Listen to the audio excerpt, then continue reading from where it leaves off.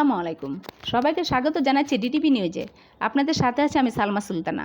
জাতির পিতার আদর্শ অনুসরণ করে বিশ্ব শান্তি প্রতিষ্ঠায় কাজ করছি প্রধানমন্ত্রী শেখ হাসিনা বলেছেন, জাতির পিতা বঙ্গবন্ধু শেখ মুজিবুর রহমানের আদর্শ অনুসরণ করে আমরা বিশ্ব শান্তি প্রতিষ্ঠায় কাজ করে যাচ্ছি। শান্তিরক্ষা মিশন ছাড়াও অন্যান্য আন্তর্জাতিক ফোরামগুলোতে আমরা সক্রিয়ভাবে অংশগ্রহণ ও অবদান রাখছি। 1997 সালে আমরা জাতিসংঘে কালচার অফ পিস অর্থাৎ শান্তির সংস্কৃতি এই প্রস্তাব আমি উত্থাপন করি, যা 1999 সালে সর্বসম্মতিক্রমে গৃহীত হয়।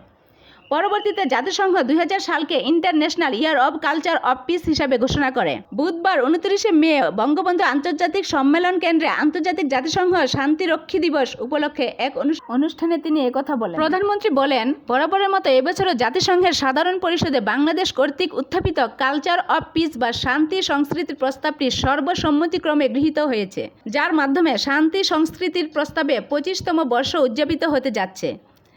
এজেন্ডা 2030 বাস্তবায়নে কালচার অফ পিস প্রতিষ্ঠা অপরিহার্য বলে আমার বিশ্বাস।